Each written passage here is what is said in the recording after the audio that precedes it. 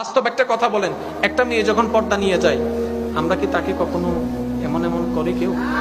কারণ ভিতরে একটা লজ্জা চলে আসে যে মেয়েটা পর্দা করেছে, বোরকা করেছে। এবার আপনারা বলবেন, হুজুর বোরকা পরে কিভাবে টিকটক করে, বোরকা পরে কিভাবে, হিজাব পরে কিভাবে নাচানাচি করে? আমি শ্রদ্ধার সাথে বলবো, একটা কথা মনে রাখবেন, দাড়ি দুই প্রকার, একটা স্টাইলের দাড়ি, একটা সুন্নতের দাড়ি। যদি কোথাও দেখেন দাড়ি রেখে কেউ নাচানাচি করতেছে, বুঝে নিবেন উনি সুন্নতের জন্য রাখে নাই, আল্লাহ এবং রসুলকে খুশি করার জন্য রাখে নাই, উনি স্টাইলের জন্য রেখেছেন। আর এমন কোন ভাই যদি আমার কথা শুনে থাকেন, আমি শুধু শ্রদ্ধার সাথে বলবো, এখনই আপনি নিয়ত করে ফেলেন যে আমি স্টাইলের জন্য রাখি নাই, আল্লাহ এবং রসুলের খুশির জন্য রেখেছি। তাহলে আপনার দাড়ি আপনার জন্য সম্মানের হয়ে যাবে, প্রত্যেকটা দাড়িতে আল্লাহ পাক নেকি দান করবেন।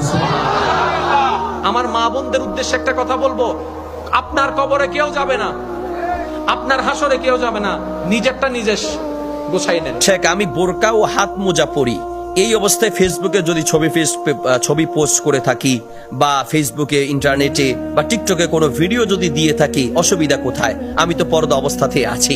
প্রিয় বোন, আপনি পর্দা মানে হয়তো মনে করেছেন যে শুধুমাত্র বোরকা পড়লে, হাত মোজা পড়লে, পা মোজা পড়লে আপনার পর্দা হয়ে গেল। আসলে বিষয়টা এমন নয়। এগুলো পর্দার একটা অংশ। ঠিক তেমনি আপনার শরীরের অবয়ব ঢেকে রাখা এবং আপনার শরীরের অবয়ব, আপনার শরীরের ভাঁজ, এগুলো অন্য পুরুষদের থেকে দূরে রাখা, এটাও আপনার উপরে আবশ্যক। এটাও পর্দারই একটি অংশ। আপনি বোরকা পড়েছেন, ঠিক আছে, আপনি যদি সেখানে টিকটকে ভিডিও দেন অথবা আপনি ফেসবুকে ভিডিও দেন, তাহলে আপনার শরীরের অবয়বটা বোঝা যাবে এবং আপনার কণ্ঠ অন্যরা শুনতে পারবে।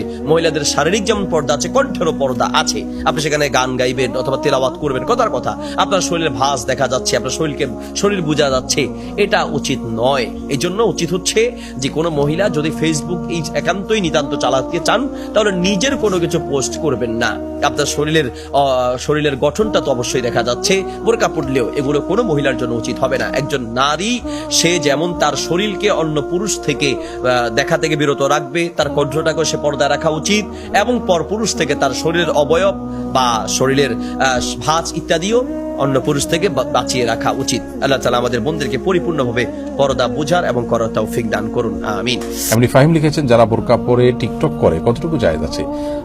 বোরকা পরে জেনা করা যদি হারাম হয়, তাহলে বোরকা পরে আপনার জেনা সংশ্লিষ্ট যে বিষয়গুলো আছে, পর্দাহীনতার যে বিষয়গুলো আছে, সেগুলো বোরকা পরেও যদি করে সেগুলো হারাম এবং গুনাহ হবে। অতএব টিকটক ভিডিও যদি কেউ বোরকা পরে বানায়, তাহলে সেটা হালাল হয়ে যাবে না।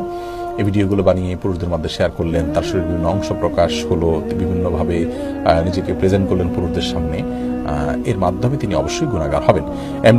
এর পাশাপাশি মিউজিক ইত্যাদি যে যদি তার সাথে থাকে, তাহলে তার ফলে তো আরো অতিরিক্ত আপনার গুনাহের বিষয়গুলো সেখানে সংযোজন